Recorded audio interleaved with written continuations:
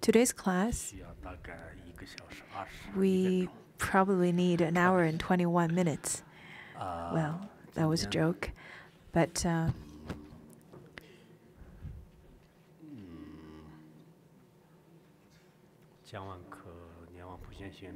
after class, after the dedication of merit, the Sangha member over here should stay over a little bit over and for a little bit time, and I have a few announcements.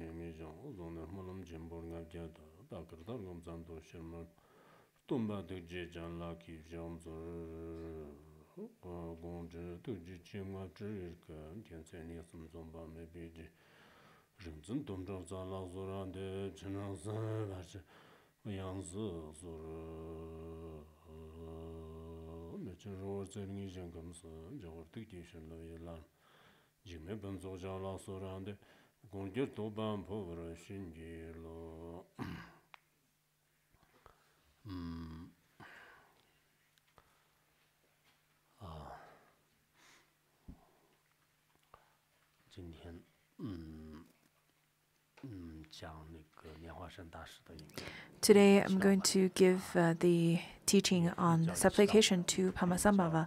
On one way, it could be called as a supplication. On the other, it could be a very concise biography.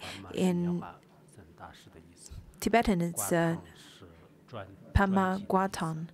Padma is Padmasambhava, and Guatang is biography. So Padma Guatang is then written as a biography of Padmasambhava. This is quite well known in Tibet. In the West, lots of the Western students also are quite they paid a lot of attention to such kind of biographies, as well as the biography of Yeshe Tsogyal.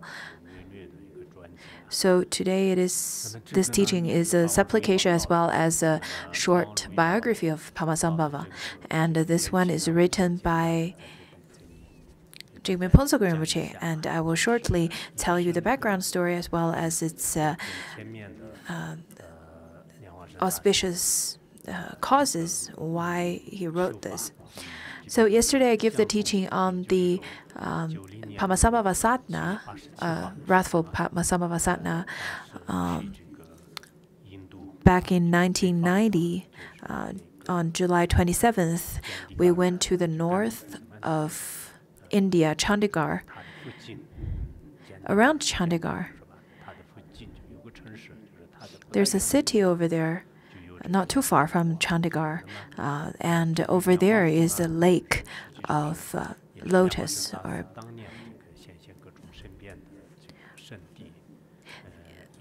This lake is where Padmasambhava manifested lots of miraculous actions, and usually people go on pilgrimage, would go and visit there and pay homage over there. So at that time, when we went on the pilgrimage trip to this Lotus Lake or Riversar Lake, at that time, Phuntsog Rinpoche said that we should let go of the lots of manipulated thoughts and over-preparing for it. We should just simply go there to go on a pilgrimage trip. But at that time, in my memory, there were many people went along with us and pay homage over there. Over there, the Lotus Lake is actually not too big. It's in Zahor.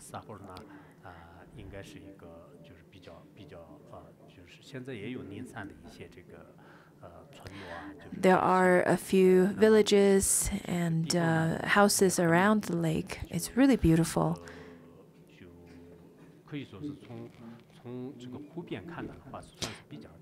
Around the lake, when you are actually over there, you can see it's actually rather big. But if you were looking at it from a further away, then it doesn't look so big anymore. So if you ever want to go on a pilgrimage trip, I think this is a very important site to visit. At first, we went to a Poyo monastery around there. It's called Bodhi That's where we went first, and then we went to this Pematso, or Lotus Lake. At that time, originally, Phuntsog Rinpoche liked to go in small group, but at that time, for some reason, on that day, many people got to know our itinerary, and then lots of people actually followed along, tagged along with us. And I counted the numbers of cars went along with us. There were 42 cars.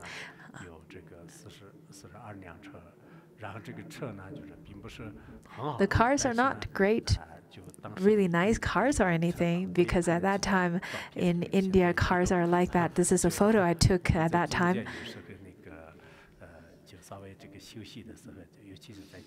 So sometimes when I take a break, especially when we're just kind of walking around on the streets, I took some photos. This is around the time that we haven't really got to the lake yet. That's just some of the photos that I took randomly on the streets. And unfortunately, the pixels are not that great. It's not as clear as it is now.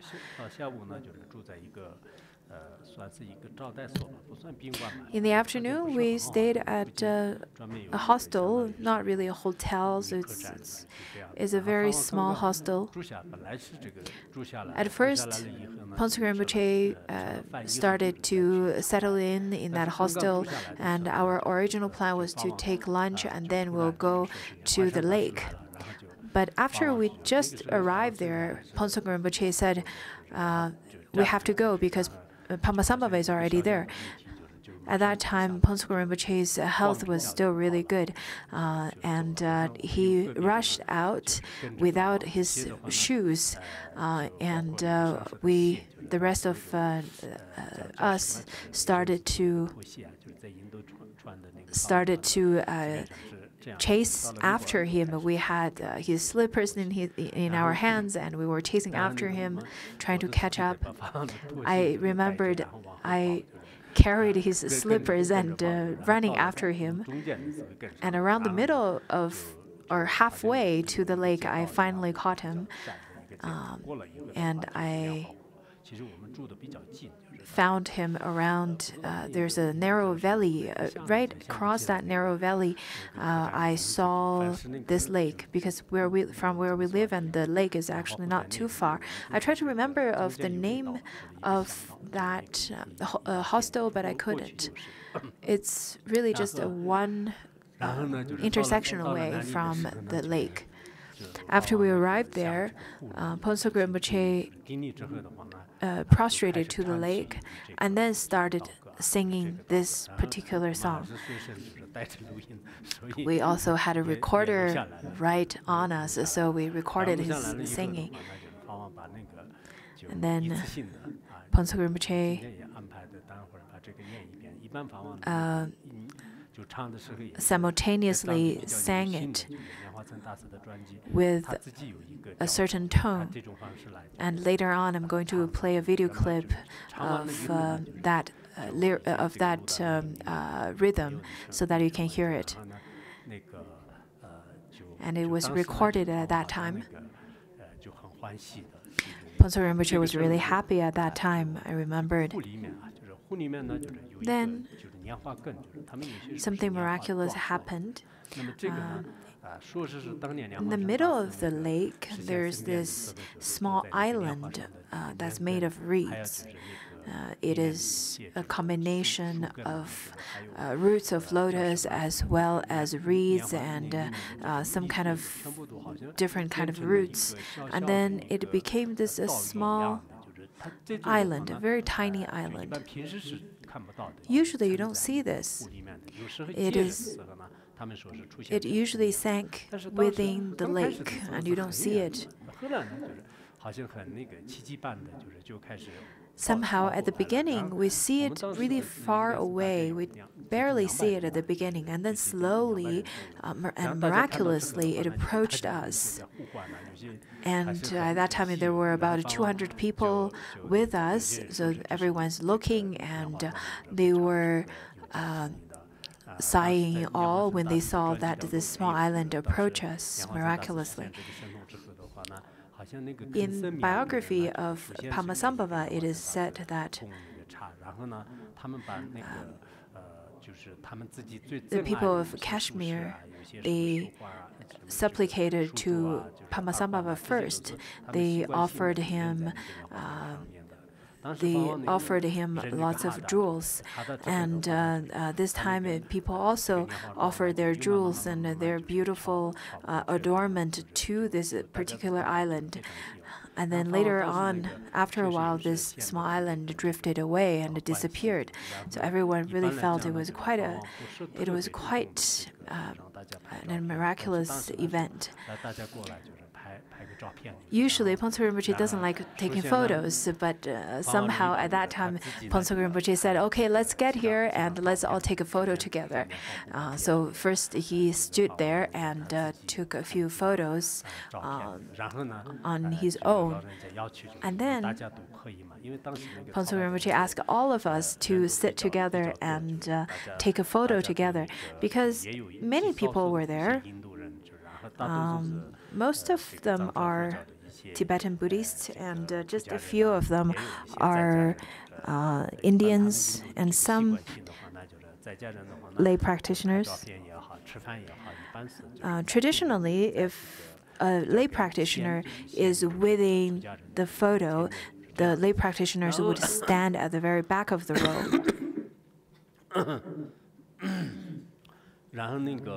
And then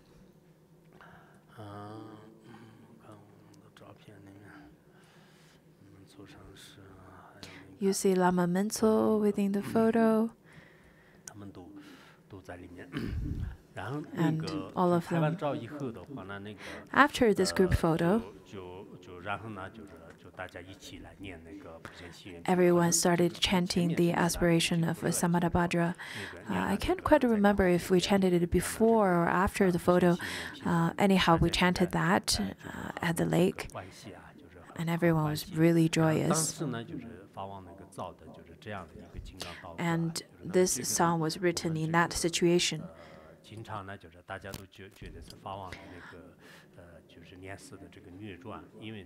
We often feel this is a concise biography or a short section of a biography of Padmasambhava.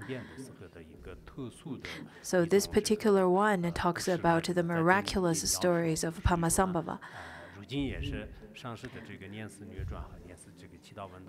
And nowadays, this particular song or particular biography is really popular in Tibet as well as in the West. Some centers, some different centers are also supplicating and chanting and reading this biography. And there are practitioners who keep this particular writing in their daily chanting as well. So for those of you who do have faith, then you can make it into your daily practice. Daily chanting, you can read it at your home. If you chant and sing this, and read supplications of Padmasambhava, it's actually very beneficial to yourself, to your life, to your family, to your health, to your career. It brings all different kinds of benefits based on the incredible auspicious coincidence. So first, I'll give you the short explanation first. I would do that first because lots of people complain that at first I talk too much other things, and then later on I would rush and finish everything. Therefore, this time I'm going to switch the order. I want to finish explaining the stanzas first. The Tibetan stanzas actually is a bit different than Chinese and especially English. The Tibetan language is condensed into stanzas, and then it has this poetic beauty within it, but is a little difficult to understand. However, in different languages, especially in Chinese, if you don't explain, then some of the stanzas are quite difficult to understand. In Tibetan language, for people who don't practice and don't understand the language well, then they also don't understand what the stanzas are talking about. So it's kind of similar in that way. So Phuntsok Rinpoche's stanza over here is a little bit difficult to understand, but let's try to study it together.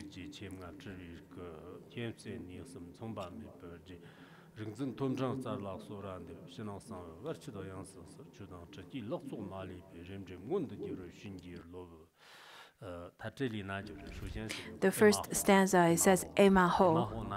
Ema Ho means Ema Ho is included in lots of sadhanas and chantings, recitations. That's how to start some sadhanas and recitations. This is a way of saying wonderful, how wondrous, and that's how it means. That's what it means. Also, it's another way of calling up on the bodhisattvas and Buddhas. So this is a way of calling. And then it says that a compassionate body of Nirmanakaya, Padmasambhava has great compassion towards all sentient beings, just like a mother's love towards her children. So the first sentence says, "Compassionate body of Nirmanakaya, please think of me." What it says is, and then it says, "You are the Supreme One with unequivalent wisdom and strength." So over here, the wisdom means the wisdom of mundane and transcendent wisdom, the ultimate and relative wisdom, as well as great strength. Compassion, wisdom, and strength are the three unusual merits of Buddhas and Bodhisattvas. And then the stanza says, "I supplicate to Padmasambhava the Vidyadhara." Vidyadhara means the holder of awareness.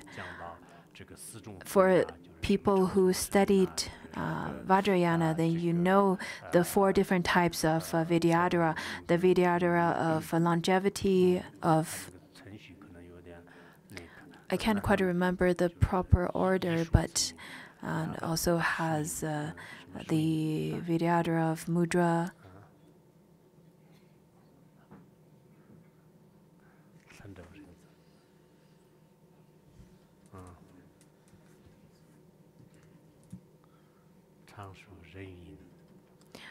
Of spontaneous activity, of mudra, of cause. I think you're very good. That's good. You remembered all the 4. I guess I lost in that competition. So, the Padmasambhava who has attained the realization of Vidya, or the state of Vidyadhara, please grant your blessings to banish the inner, outer, and sacred obstacles into space. And then the stanza says, "And grant me all the mundane and transmundane fruition." This is the things that you ask for from Padmasambhava, because at first, maybe you encounter some kind of outer obstacles, such as the chaos or disaster created by the four great elements, or the inner obstacles, such as emotions. Your afflictions are too strong and you couldn't continue anymore, just as how some people used to complain to me that I really don't have any kind of inner strength to continue anymore. So those are the obstacles of the inner obstacles.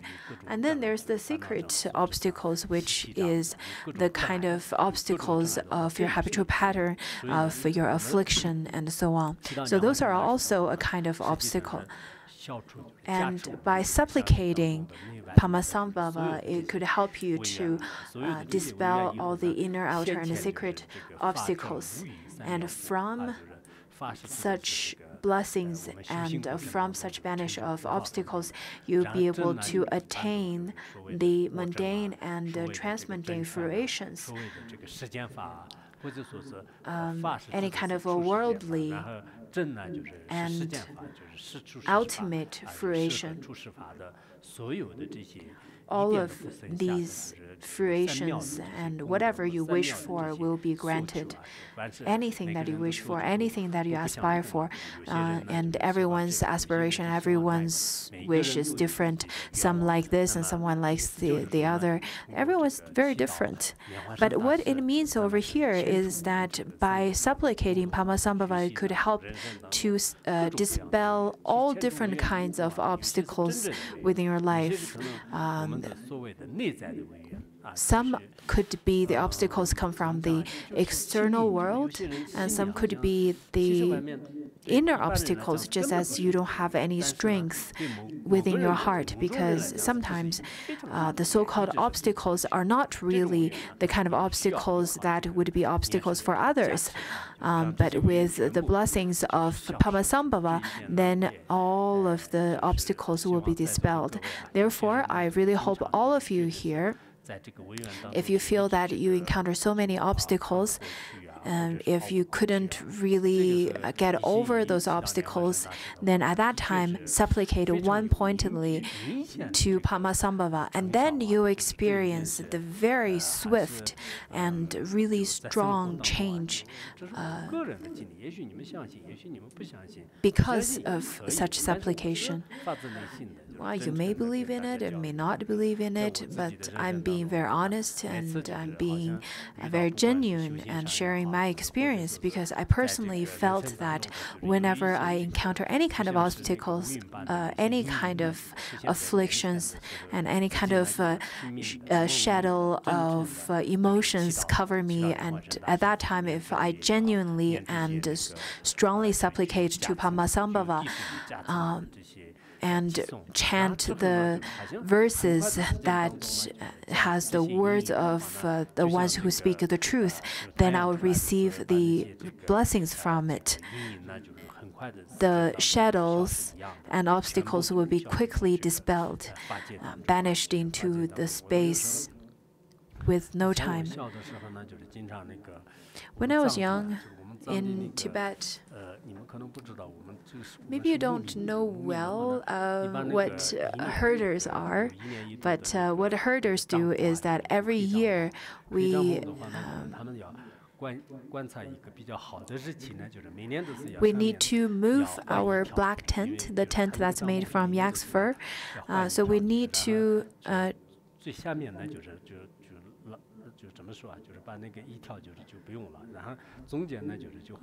change, rather, instead of moving, we need to change the black yak fur tent to switch one panel or two that's around the bottom. So what we do is to find a good date to add the new panel of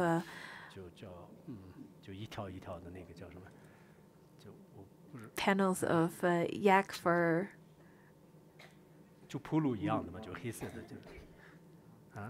Yak felt.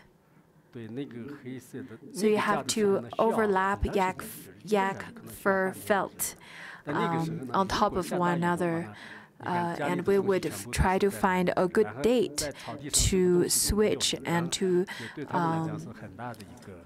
这种就是也算是一个灾难吧。你看江宁什么东西都就出来了，然后人也全部在外面。如果打下冰雹， to try to basically renovate the Black Yak fur felt. And then we'll move everything out, and everyone's outside, and everyone's trying to mend the tent.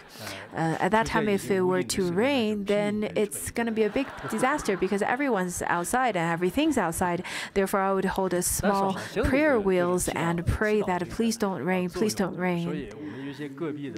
And I do think that chanting and supplicating to Padmasambhava at that time really helped.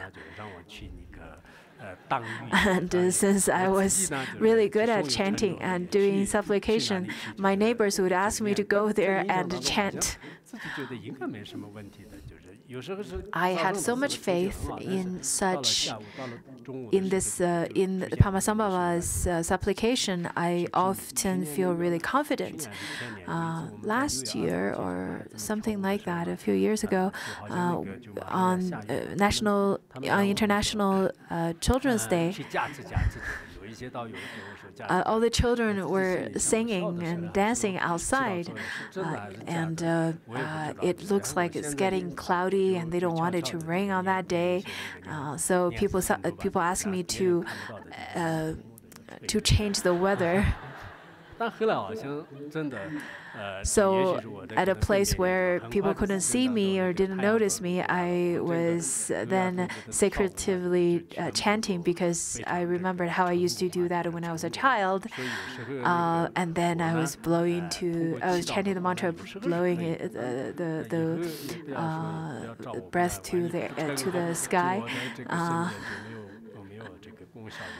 But please don't ask me again next time, although it was successful on the International Children's Day at that time, because afterwards the clouds all dispersed and the sun even came out. But don't ask me to do it again, otherwise sometimes maybe my miraculous ability won't work again, and that would be sad. Anyhow, my point is that anything you want, anything you need, any obstacles you encounter in your life, you can make supplication to Padmasambhava, and then your wish will be granted, no matter if it's worldly or else.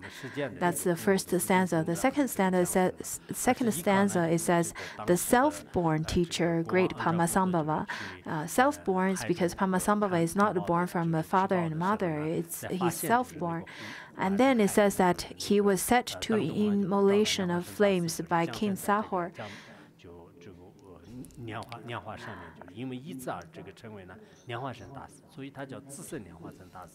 So Padmasambhava was born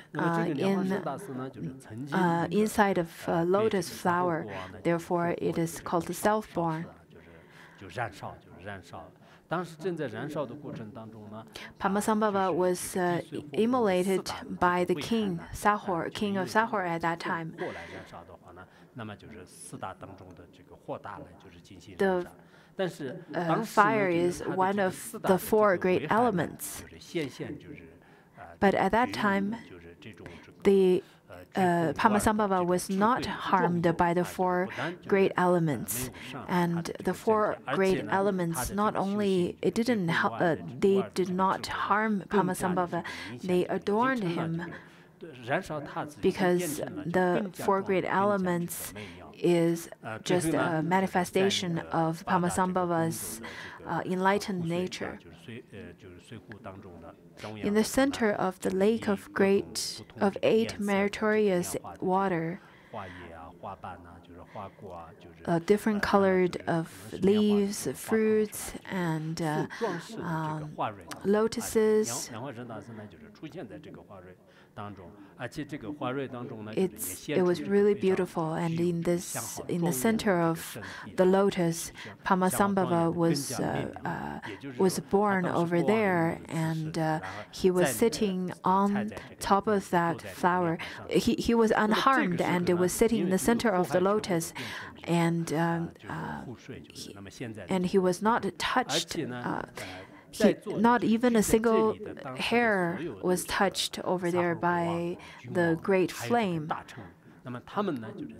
So in the middle arose the magnificent body of Padmasambhava. At that moment, the intense faith of the king and his retinues can no longer be contained within. But the outburst of waves of faith are just like great waves of an ocean. At that time, the king and his retinues were really amazed because King Sahor ordered to set Padmasambhava on fire and kill him. But they were so amazed to see that he was unharmed, and not only that, untouched by the flames. So at that time, everyone had such great devotion. And because they had such devotion, their external appearance also changed, or their postures also changed.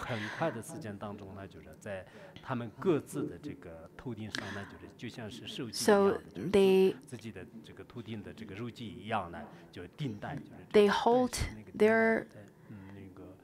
folded their two hands and wearing their two hands folding in angelic posture at the top of the crown and prostrated. So over here there is a metaphor describing their 10 fingers are like the 10-petaled lotus. So at that time, they had so much faith, and their faith are outflowing just as how an ocean cannot contain waves. And they were folding hands and supplicating, just as how people, just like how people would group together and pay homage. And this stanza is the stanza that talks about the peaceful form of Padmasambhava. This description talks about how Padmasambhava used the peaceful form to tame sentient beings. I think this story is quite clear to lots of people.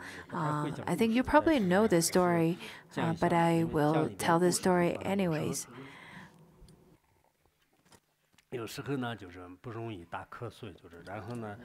I'm not so good at storytelling, but I think telling story could really interest people, and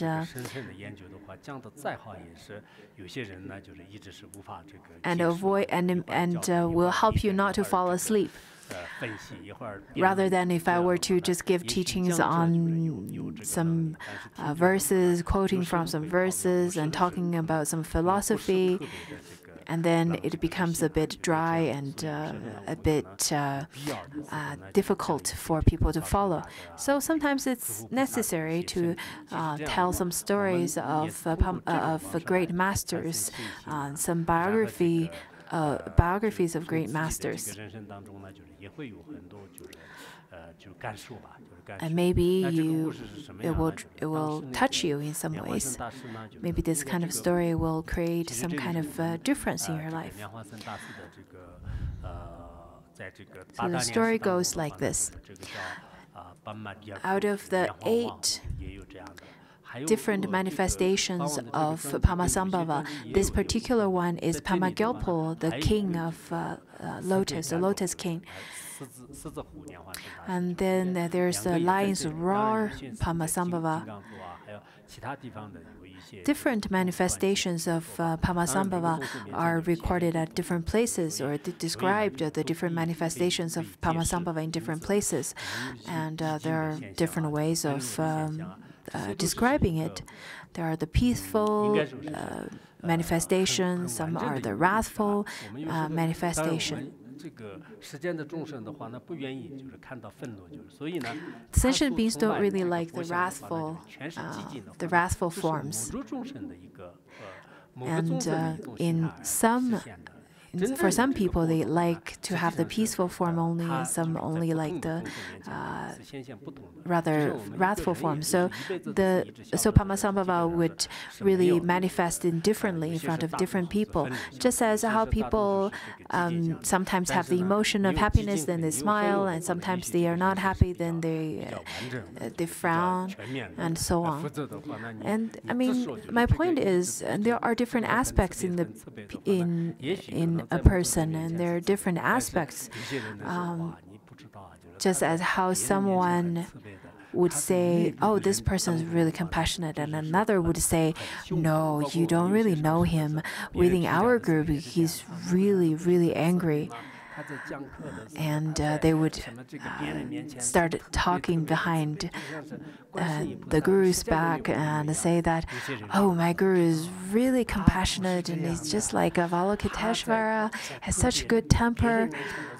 No, no, no, you don't know that. Another says, you don't know him, actually. He, behind everyone's back, he's really angry.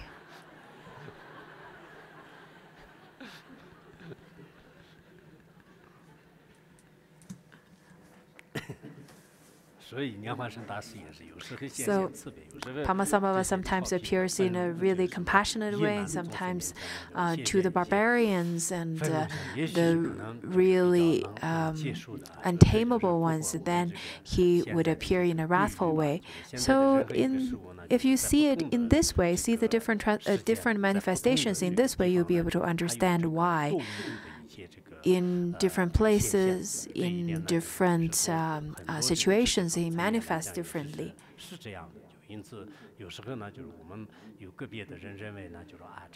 Sometimes some may feel that why in Buddhism you have wrathful appearance. I thought Buddhism is supposed to be compassionate.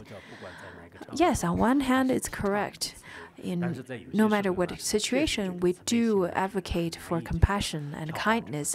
But for people who are untamed, who cannot be tamed by the peaceful form, then wrathful form is more fitting in that situation. Anyhow, the story goes like this. Padmasambhava was at Vulture's Peak, and he was meditating. Vulture's Peak is the place where the Buddha turned the second Dharma wheel. So during the meditation, he was thinking, where would be the best place for me to be to benefit sentient beings? And out of the pure vision in his meditation, a voice answered him, saying that not so far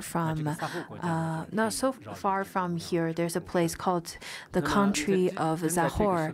And over here, if you could go there, you can benefit innumerable people and sentient beings. It's a beautiful place, and the king has lots of wealth, and it's a very developed country. But because over there, the king's wives and consorts didn't really give the king any child, except one, that is a princess, and her name is Mandarava. Mandarava is a Sanskrit name, and it is a name of a flower.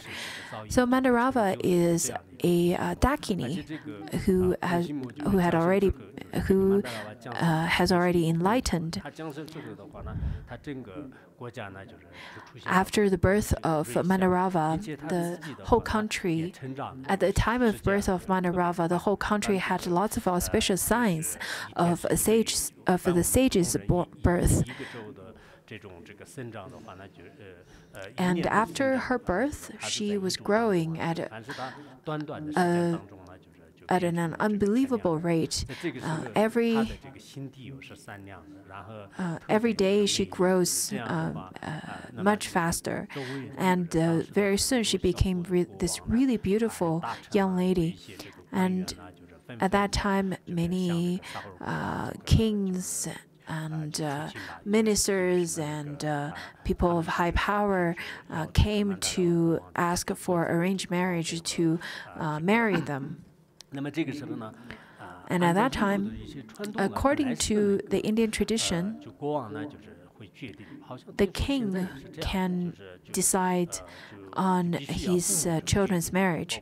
I think even now, arranged marriage is still quite common in India.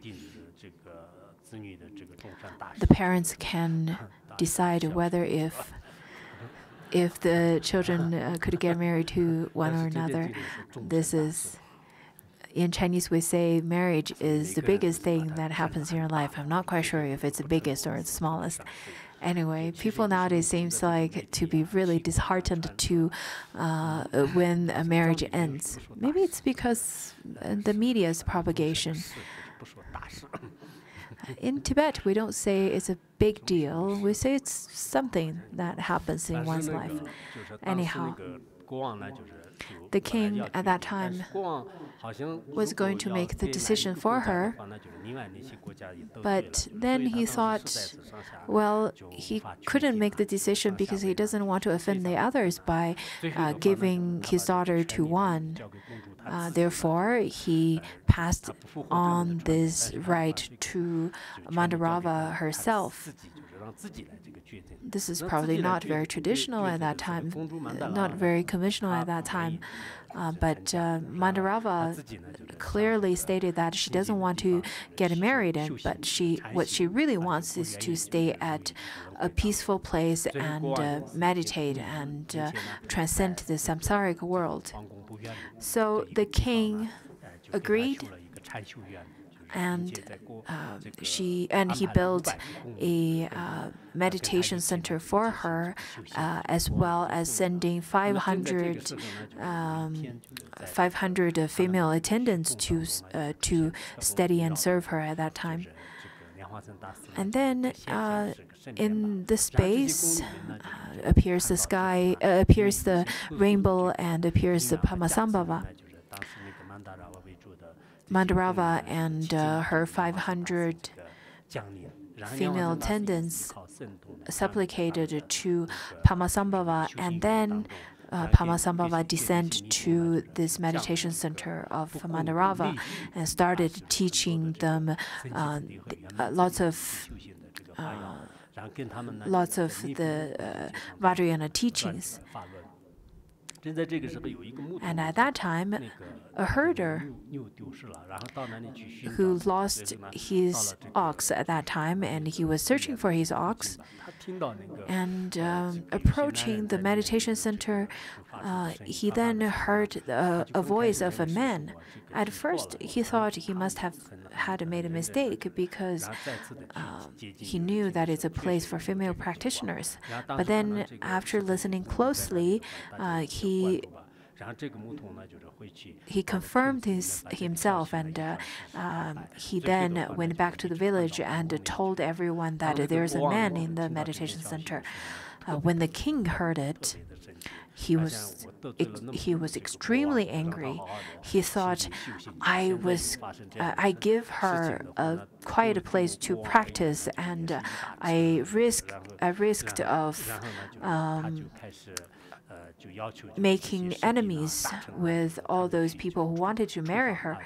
So at that time, with the great anger, he sent large army to the meditation center.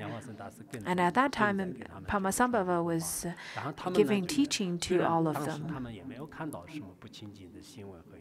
Although all those army did not see anything that's inappropriate happening over there, but still, because they were ordered to do so, they used lots of ropes to bind and fetter Padmasambhava. And Mandarava then begged the person leading the army, saying that, no, please don't take him away, because he was just giving us teaching and he didn't do anything inappropriate. In fact, not at all. So please don't take him away. And then all of the soldiers didn't really care what she said, and they only obeyed their order that they received from the king. So they took Padmasambhava away as well as prisoned Mandurava. She was sentenced to 25 years imprisonment, as well as all the 500 female attendants were imprisoned for 10 years. And then the king ordered all the families, all the households to contribute their firewoods as well as oil. After 7 days, he's going to gather all the wood collected from each household and burn Padmasambhava. As you can see, the lake is really big. The picture that I showed to you earlier. So at that time, all the wood were, all the firewoods were piled over there, and the king was going to burn Padmasambhava to death as a punishment. On the 10th of the month, Padmasambhava was going to be sentenced to death by immolation. And they lit the fire, this ocean of fire burned for a long period of time, but after it finished burning, the whole fire transformed into lake, and then Padmasambhava was sitting in the middle of the lake, untouched, unharmed. He was sitting over there. All the policemen, they were really afraid.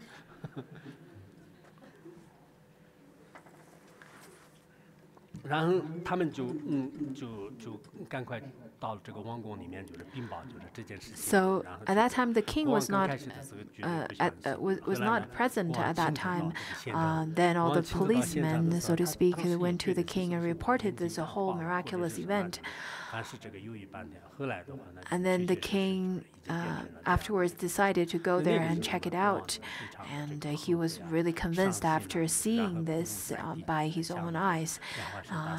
And he realized he made a mistake, and he regretted it and asked for repented his faults in front of Padmasambhava by making prostrations and so on. And then he made offering to Padmasambhava, offerings including his position, his wealth, and all of his people in the kingdom. And although Padmasambhava was untouched by the fire, but his clothing were all burnt. So the king then offered this king's adornments and clothing to Padmasambhava. Therefore, Padmasambhava his clothing were actually the adornments and how a king would wear. His hat especially. There are three types of hats that he wore. And this particular one here that he's wearing is a hat that, once seen, can cause liberation. That's the name of this particular lotus hat. And then he was wearing also a cape and different clothing that a king at that time would dress. And then Padmasambhava said that my body is not going to be harmed by the four elements because I've already attained the state of non-coming and non-going. I'm not here to gain the wealth of your country. I'm not here to gain to be the authority of your country, but I'm here to benefit your sentient beings. So he caught up on all of the citizens inside the kingdom, and then taught them the Dharma. Also, he released the princess Mandurava as well as her female attendants. some say that Padmasambhava stayed for a long period of time, some say 13 years, and there are different records.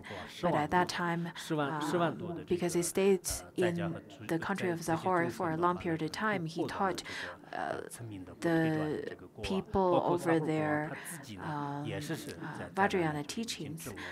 So over 100,000 people over there attained the realization and the state of Vajradhara, including the king of Zahor at the time. And everyone has great faith and devotion towards Padmasambhava. Then afterwards, Madhurava and Padmasambhava then went to Nepal. We didn't really make it to that cave. At that time, Phuntsog Rinpoche really wanted to. People say that the weather is not really great, therefore we can't really go. And maybe there are people who say, also I think it's also, if we wanted to go there, we had to take the helicopter, and it was really expensive. Maybe because we didn't have enough money to take the helicopter to go to see the cave, Maratika cave, where Padmasambhava and the princess attained Vajradhara of longevity. So this is a story of how King Sahor made a great fire to burn Padmasambhava. Of course, there are different stories and different records, but I present it in a way where I combined some of them and presented alternative facts as well. In fact, I grew up with reading the biography of Padmasambhava. Sometimes I couldn't read, or I didn't recognize all of the words on the biography. But at that time, because my Tibetan was not that great, and sometimes I really wanted to read, wouldn't it be wonderful if I had audio recordings like how we have nowadays, like audiobooks? So what I did was I went to some monastics and some monks. I would listen to them telling me stories of Padmasambhava. So I heard many different versions of the story of him. Of course, most of the people who told me these stories, they already passed away.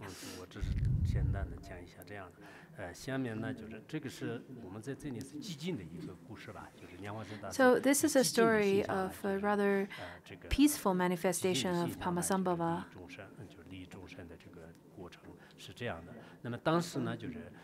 At that time,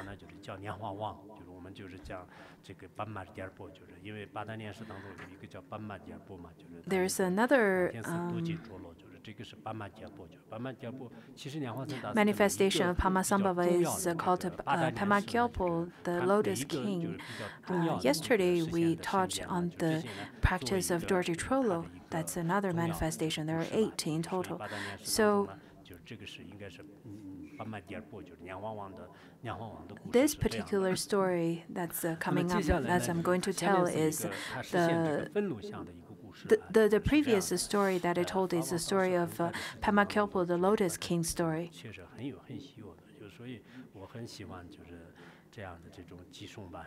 I really like this kind of stanzas.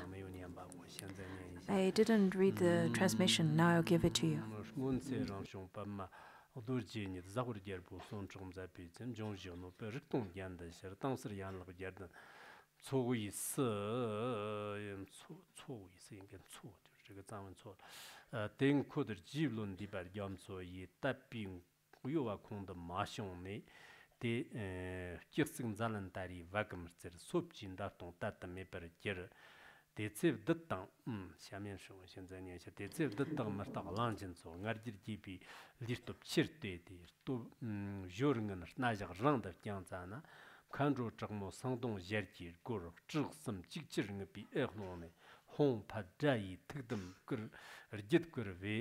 Dender Miamba Chimbur, Kurvjan, there, Zimcher Longrim Chirder Nombo, Pergut, Rudder Sapi, Rola, Azanlar, Nyanjug Naru, Trism Ranian Shi. They say Savlan Kopel Harnam, Yisangi Jaju Jibim, Sansori, Chivichiam Monsum, Tambana, Nunzun Wumum Chukbe, Matak Bar, Darjan Kanjan, Jambavjin the Gir, Detan Tomin, Mahangari, Zidang Chabu, Rostin, Bumchuk, and teaching on Bionchok, Chabar Jan, Monsum, Gartun Kiri, Kaviki Kichon Gavi Kartib, Mapchu, Lundam, Jumbi, Lamne, Dur, Jamchuk Kikin, Rokum Marton, Poundem, Chinley. Dile mayor Jerjir Durji Tamja Kurlana Tadam Samamir the Namurum Zot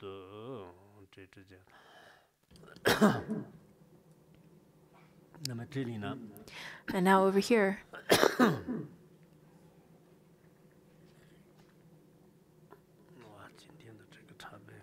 And today this cup, this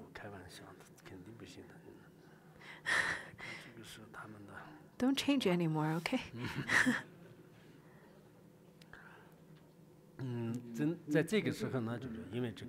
So at that time,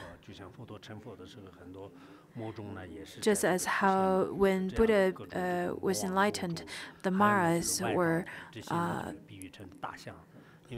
the Maras and the heterodox practitioners were all fighting against it, and they were like flocks of elephants.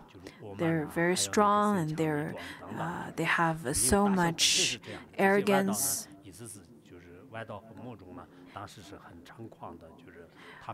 What it means is that at that time, all the heterodox practitioners as well as all the Maras, they had so much power at the time, back at the time in India.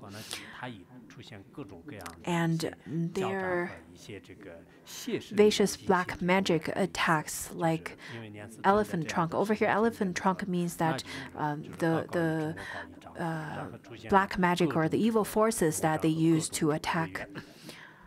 So at that time, Simhavakara,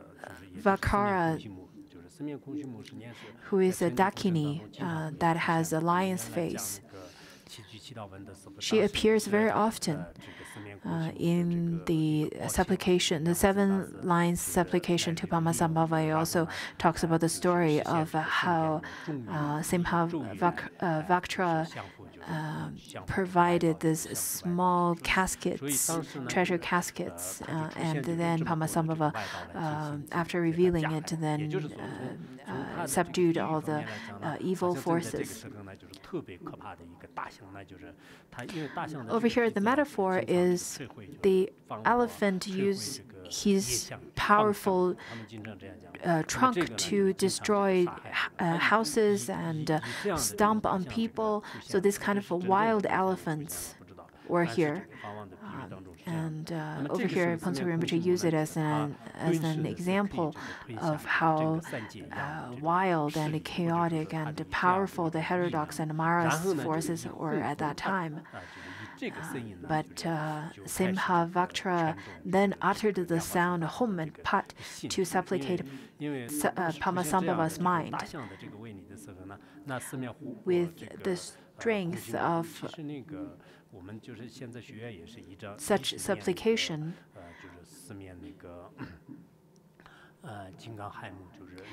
it's quite important to chant this wrathful Dakini's mantra as well.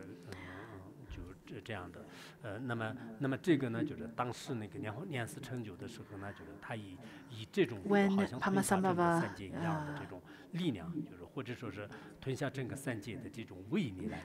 and at that time, she used the energy that is strong enough to swallow the 3 realms of existence to utter the sound of Hum and Pat.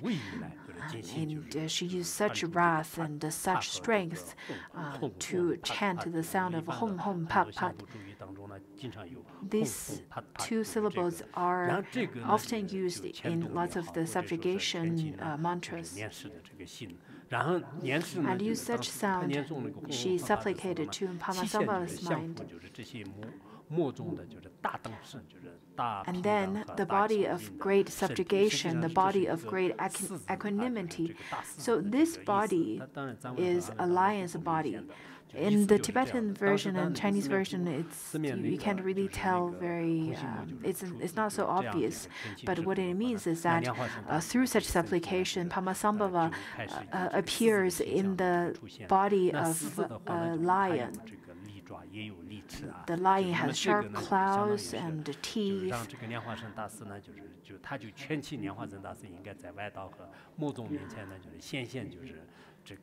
So the Dakini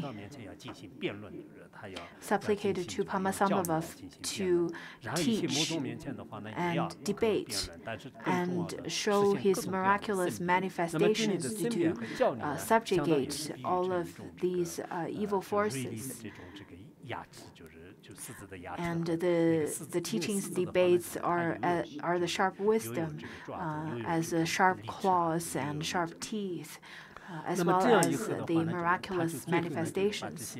And then finally, Padmasambhava, with such methods, subdued the beasts, and then enjoyed the feast of them, because usually lions would prey,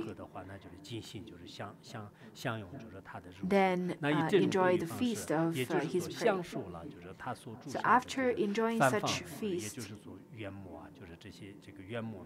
of all the evil forces,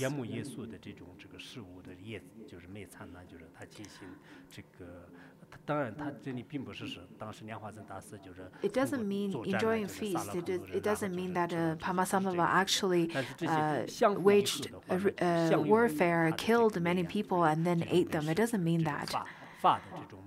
What he meant was that, what it means is that the Dharma teaching and the debates were able to defeat all of those wrong views, and then unfetter those who are binded by their 5 skandhas and liberate them.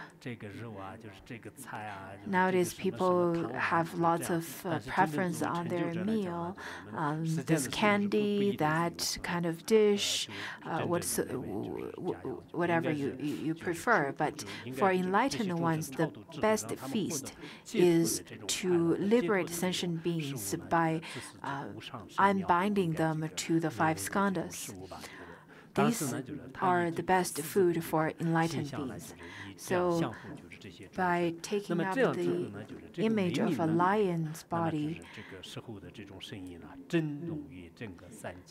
his fame and his good name was roaring like the lion's roar and shakes the 3 existence. The celestial beings all praised this one as a great lion's roar. After the homs and pots supplication, Padmasambhava then appeared himself as a lion and subjugated the evil forces. And that's why he is also called the Great Lion's Roar. Sometimes we can't really see what happened at the time,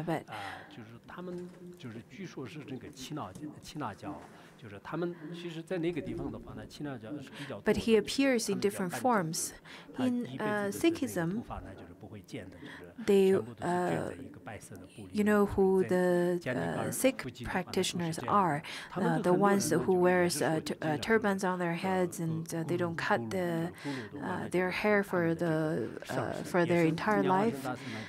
Anyhow, the person who is the person's name is also called a Guru, Guru Nanak, and some people would consider that Guru Padmasambhava is also a manifestation, or some would consider even that Padmasambhava is a great sage or a great teacher of Sikhism.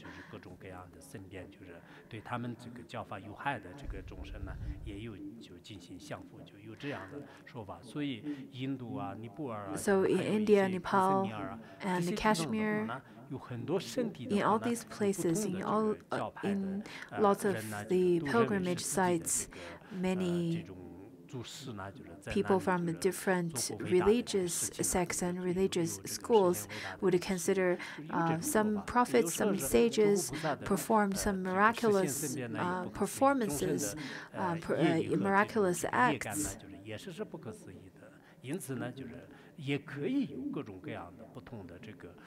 So even though we cannot perceive this kind of miraculous acts, but we cannot say that, oh, this Padmasambhava is the only Padmasambhava, and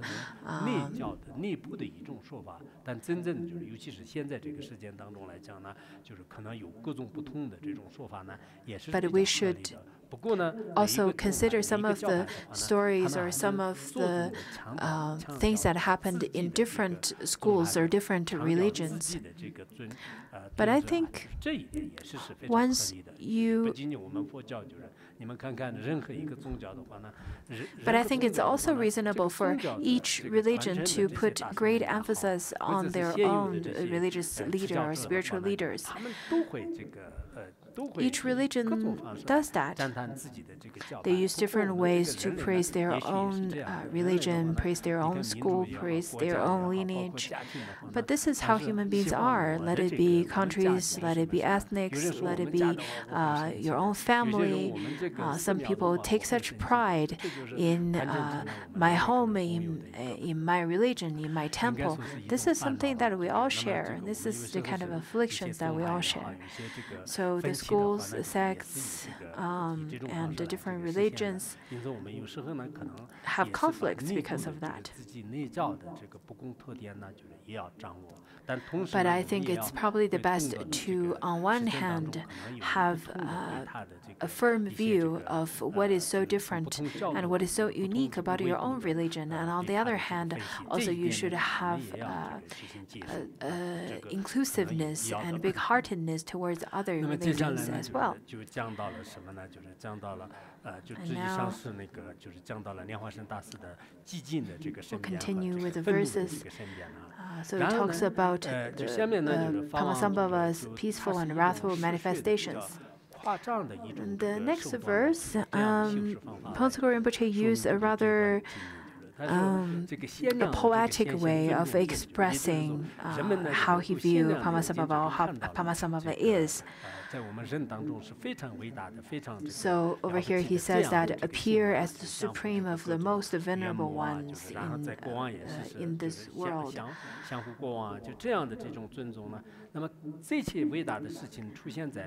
As supreme being is hard to be carried.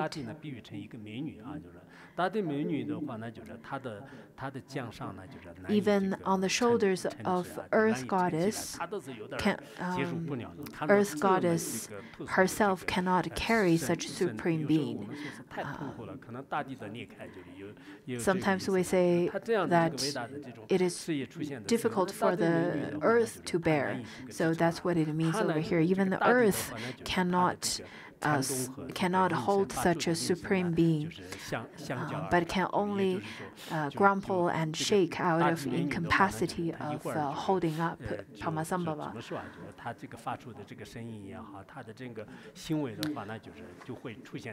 The sound and actions of Earth Goddess only shows her incapacity. So sometimes in poetry or in for the flowery language, for the purpose of using flowery language, sometimes it's written and described this way. Maybe it's too heavy, and then too heavy for the earth to hold, and therefore the earth is grumbling. This is the place that thousands of peaceful and wrathful manifestations of incomparable great master. So thousands is really a way of saying many. So it's a place of many peaceful and wrathful manifestations of Padmasambhava being played simultaneously. And this is the place where it's shown at the Lotus Lake. So upon seeing this joyous feast, upon seeing it by himself, Phuntsukul Rinpoche said that the child of his heart is dancing with joy. His heart, his mind is just like a young child, is absolutely joyous. Upon seeing this great joyous feast at this holy place of Lotus Lake, so the child of his heart started dancing and singing. So that's the description of the then feeling of Phuntsukul Rinpoche. He started singing out loud this song of truth.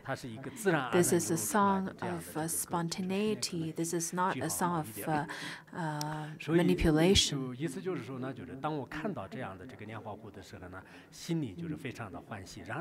So upon seeing this Lotus Lake, my heart is immersed in joy. That's what Phuntsukul Rinpoche said. And then I couldn't help but sing it out loud. So in the three realms, the supreme refuge place is you, Padmasambhava. Your beneficial acts to the sentient beings transcends time. The Chinese version, you need to change one or two words. Please make notes. 竖线注言相，就是这样可能好一点。就是勤口那个金刚语呢，就是逆的誓言，然后呢就是全勤，就是全勤呢就是竖线，就是这个两个线当中一个就不用了，全勤竖线注言相。那么就方王说那个after that correction, 在三界当中啊。It says that in the three realms, the supreme refuge place is you, Padmasambhava. Your beneficial acts to the sentient beings transcends time. Unlike some of the volunteers over here, they kept on saying that I've been volunteering for 3 years. My heart is jumping too fast. Can I please, could you please excuse me from this position? I really don't want to work anymore. I really am too fed up from benefiting the sentient beings. I've been helping my group for 8 years. Please release me from this position. So some of our Dharma masters, when they teach the class, they feel lots of pain. But look at Padmasambhava, the way he benefits sentient beings transcends time. He does not feel tired. He vowed with his truthful words, saying that I will benefit all sentient beings and without a limitation of time. So he didn't vow for 3 years of benefiting sentient beings. The prayer or the beneficial acts that Padmasambhava vows to benefit sentient beings is timeless. So over here it says, it's a supplication saying, Lord, remember the truthful words you spoke, and please swiftly fulfill your vow. Don't please grant all the wishes that I ask of you. Do not. Please do not postpone, and please grant my wishes really quickly. And then it says, especially us, the people and teachers of this snowy land, who are so one-hearted and only thinking of you, Padmasambhava, the great Guru Rinpoche, in synchronicity, with deep longing we call upon you, the Venerable One with such great compassion. How can you keep us waiting? How can you not giving me any feedback after us supplicating you all the time with such one-pointed longing? So you can ask, after so many years and such long and deep calling, how can you not give me any sign? So over here he says that. And now, with the strength of your compassion, Padmasambhava, empower me and grant blessings to me. May the masters who uphold the Dharma have longevity. May the genuine Dharma prosperous in the 10 directions. May the sentient beings practice the genuine Dharma, and may their wishes, whatever wishes they have, be fulfilled without exception. So this supplication is written at the time when Ngawang Lodro Zongme, which is another name of Jigme Phuntsok Rinpoche, spontaneously sung this out during pilgrimage at Lotus Lake, and his disciple Namdro wrote down this from an audio recording. Yesterday, the sadhana was written down by me, but Phuntsok Rinpoche didn't write down my name. Because at that time, we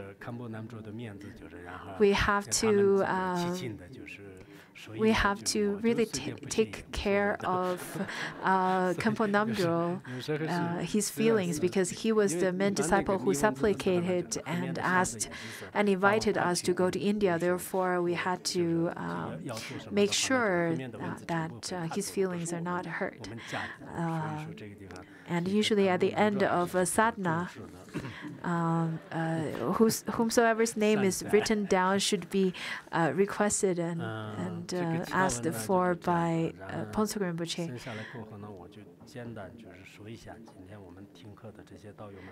And then I will just make a quick note. I know that everyone here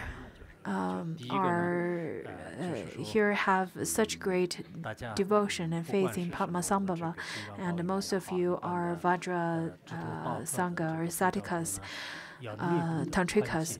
So my wish to you is to have a sense of unity within our community. Doesn't matter what community you come from, Sangha that you come from, or whatever class you come from. I really hope that you wholeheartedly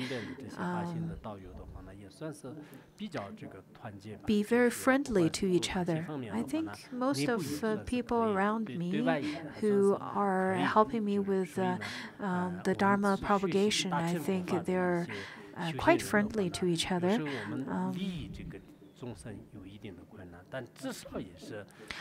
Maybe sometimes it's hard to benefit all sentient beings, but at least you can help the sentient beings and at least get along with people around you, because you share the same practice and you share the same view, and you share the same lineage and so on. And then to the others who don't share all these, at least you should have a kind of a heart of inclusiveness. The sense of unity, of a sense of getting along with each other is peace, is harmony. And all this kind of world peace, maybe world peace sounds too big and too vague, but This harmony comes from your inner heart. It starts from that first.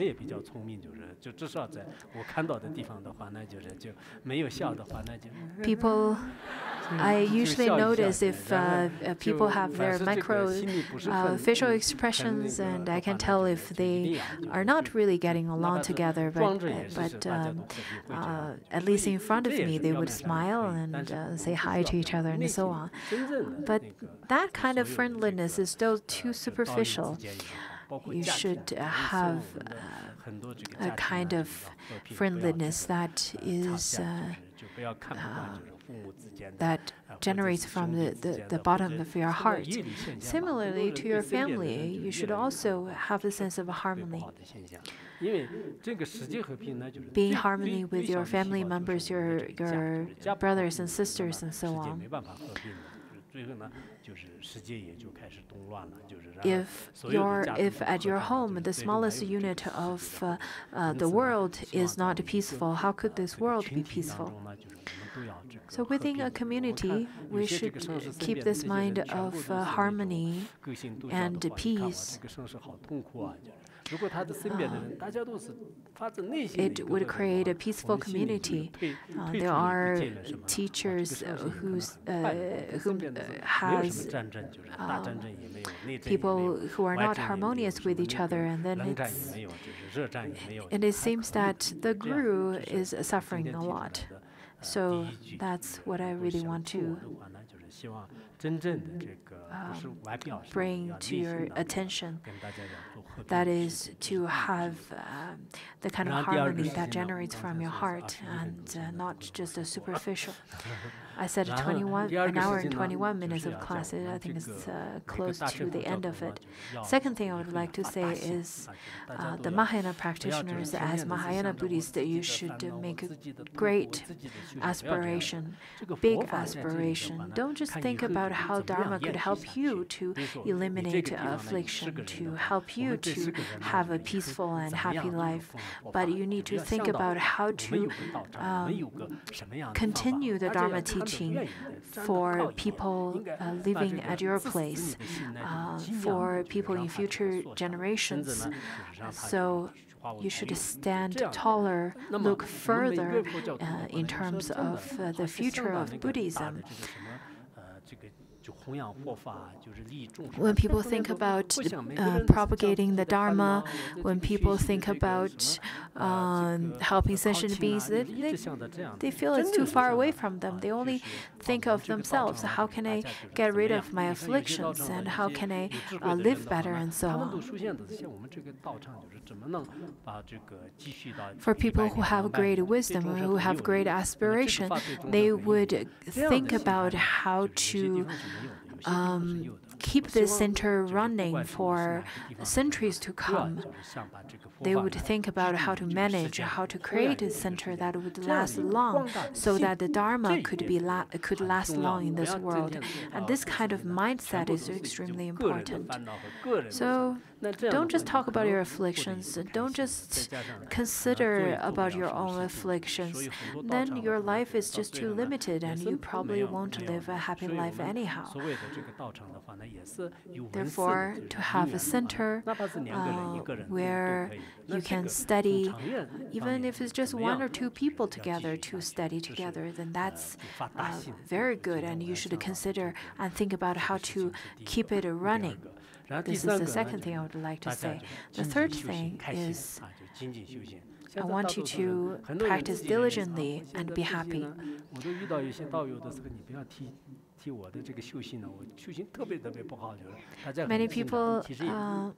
Many people feel nervous when I ask about their practice. Don't be nervous. I think lots of you are already improving, because you're progressing, at least compared to when you were not a Buddhist. I myself already feel you're doing quite good. Even for the most lazy one, I think you're doing great. I see hope in all of you. 所以呢，还是每个人的是不是没有希望的，应该是自己不要有自己是轻于难度。I see everyone has Buddha nature and everyone has the potential. 看到我们现在世界上是有一些特殊人、残疾人的话呢，他们都是有那么大的 Lots of disabled people in this world nowadays, they are so diligent in practice. Then why you who are perfectly healthy are not practicing diligently? So you should really be confident. This is the last advice I would like to give to you today. And then 今天就是我刚才讲的这个年史的略传呢，就是以后我们这个 this supplication, as I said earlier, whether if you could practice at your home and chanting. 我们这个学员就是那个拉拢的这个居士呢，前一段时间他们念呢，the lay practitioners group over here, they chanted. They actually sang this. And maybe we'll play this video clip.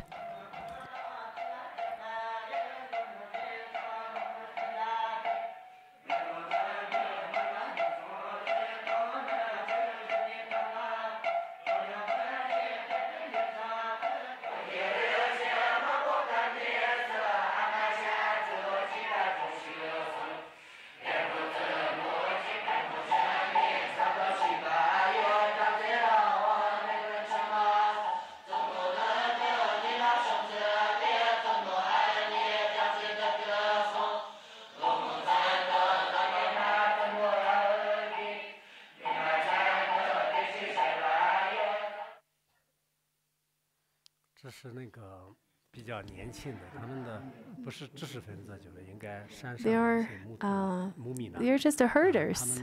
They're very young.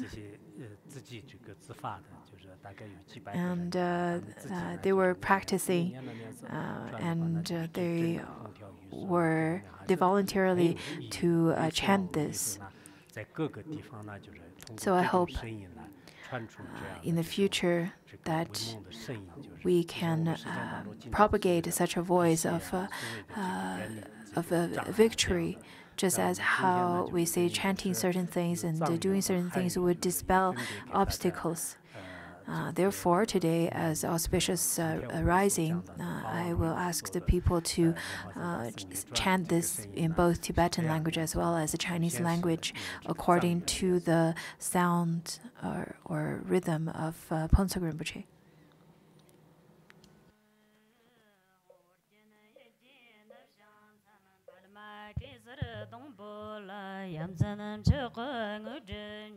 Paman Johnny Jesus Jam Kortem Kandu Mambu Koren Cheji Jesus the Shinji Lobshire Shaz Sol Gara Palma Sada the Hoy Nimjagan the Shempo Lab Demjaga Dala Wamje Karab Gatam London Varchelas Chodam Tamong Ujub Zola Oma Ahon Banzarangara Pama Tom Cham Salan Banzara Samayanza Sud Pala Hon I Mao Gonji Teji Ching up the Burkum Jensini Summon Son Bami Burji Rimson Tom Cham Salab Sorvan Division Sam Varchayang Sul Chodang Jalaji, Lansor Mali, Purim Jim Gundam, Jarvar Shinjelo, Gonzera, Sham, Sorchi, Dorji, Nella Zahor Jella, Posum Tonzapati, Jongino, Paris, Tonjanta, Sheraton Salayan, Lagav Jadan Sochin Rees,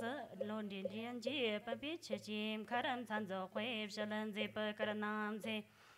Decorative Lonan Depa Jamso, ye Tapayowa, Contamation, Shazinza, Lana Dari, Wakam, Serum Surgita, Ton, Tajime Paracher. They save the Tom, Marta Lanchin, and so on, Argella Jagap, Little Chief, Tape, Jurgana, Jagaranta, Janza, Nam, Kando, Jagamo, Sandon Jerji, Bur. Some cheap cherang a pay along a home paladai, Tatamajaka, them the Lanyamba, Chambu Karjante, Zamchalon, cheap the Numboy. Pigula daga sapi san la rola nyan changa ro tasamaram nyam shim te che sa lana kopi lana ma ji sange da jogo jibun samsolovi chewa chewa ngon sam tamba nam noran zan ba mon tang tang ma do bara dar jang kan yel da jara te tar chong me la ma hangar ye Bjatang Jaga Boro Zumbam Chaga Kana de Jingon Be Nim Chaga Japara Jana on Samamaka Gatan Jerpa Kava Yachi Chip Chong Gavi Karjip Jada Majulan the Jambi Lamni Dola Jam Chaga Chela Jin Do Kamarton Varan Pandin Chanli Tili Mayo Lava Jari Dorji Tamjak Lagana Tagdang Sama Nirta Navaran Zoda Chaparare Kawa Jambai Jamgun Cho Tang Bangman Tataga Kana Mabjolo Sima Chita Jerpang Yamsalangan the Origin Jipjanani Menga Doi Jagpumbo Pandam Tizichan Chichi Tangum Jopola Tamatani Tiji Nipasashon La Mutana Dagala, one corruption, hello, Tamzan Jaftana, Tamba Shopser, Jim, Jokan Dejan, Chula Japai, Riva Tap, Tagan, Wantan Jervaram Zolo, Dorjito, Hona Jaftana Japan, Jabagintana Dim, Palasha Tamba, Taran Kolo Jim, Dagangatan Jervaji, Tambayer, Nipper Jashi Joy.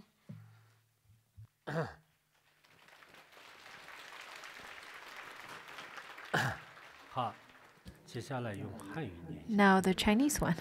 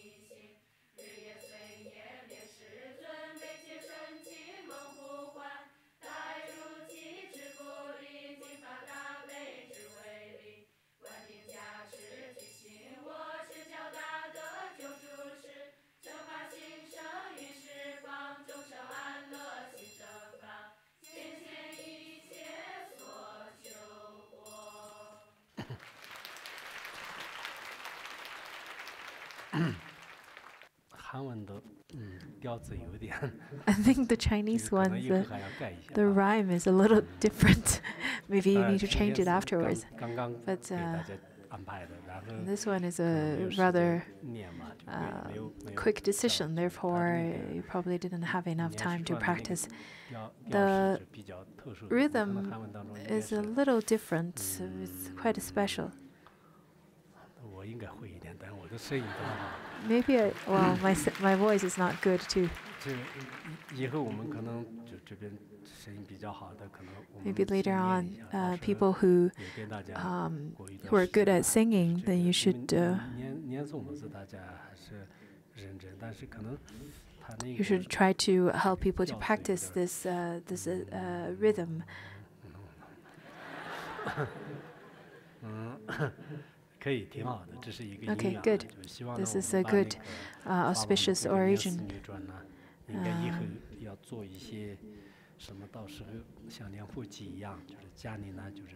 Maybe later on you can make it into a kind of recording and then repeatedly playing it at your home, so that will dispel obstacles at your home. Maybe that's the next project that will adapt, and we have to adjust the rhythm of it. In Tibet, it's very popular. Maybe the Chinese one, the sound is a little off. Not sure who taught you this. Well, it's good enough. 第一次听到。 It's the first time I hear this kind of sound. 好吧，我不耽误时间了啊。 Okay, 大家 good. 好好休息啊。 Take 都 good 该 rest 是会 tonight, 谢啊。 and let's dedicate the merit. 啊，传承没有念完是吧？ Oh, I didn't finish giving the oral transmission. Okay, let me finish that first, 但是有些人 the 已经走了。 second half. But I think some people left already. 到那儿。